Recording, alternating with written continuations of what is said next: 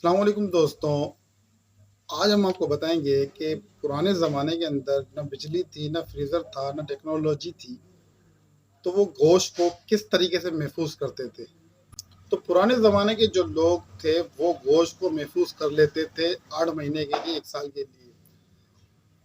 हैरत की बात ये है कि उनका गोश्त तो ख़राब नहीं होता था, लेकिन उनके गोश्त के अंदर लज़्ज़त बहुत ज़्यादा होती थी।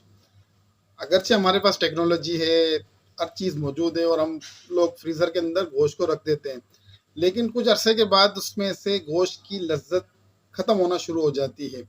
लेकिन जो पुराने ज़माने के लोग थे वो गोश्त को महफूज भी करते थे और लज्जत भी नहीं जाती थी। तो पुराने ज़माने के जो लोग थे वो हमसे बहुत आगे थे। हमारे पास तो टेक्नोलॉजी है, लेकिन उसके बावजूद वो हमसे बहुत आगे थे। तो गोश्त महफूज करने के लिए वो सबसे पहले क्या करते थे, गोश्त को नमक डाल के रखते थे। उसके बाद उसको उबालते थे। गोश्त को उबाल कर फिर उसको खुश्क करते थे।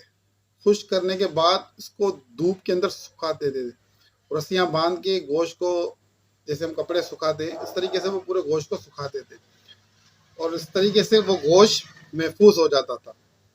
फिर उनको वो बर्तनों के अंदर रख देते थे, या कुछ लोग फिर वो ज़मीन के अंदर गड़ा करते थे। उसके अंदर वो पानी की जो मटकी होती है, उसके अंदर वो गोश्त डाल के वो ज़मीन के अंदर गड़ा करके ऊपर से इसको ढक्कन लगा के, मट्टी लगा के इसको रख देते थे। फिर जैसे जब इस्तेमाल करना होता था उसमें से निकाल लेते थे।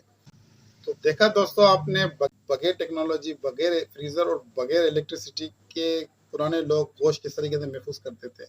वीडियो अगर आपको अच्छी लगी हो तो शेयर दीजिएगा, चैनल को सब्सक्राइब कीजिएगा ताकि हर आने वाली वीडियो आप तक पहुंच सके। शुक्रिया।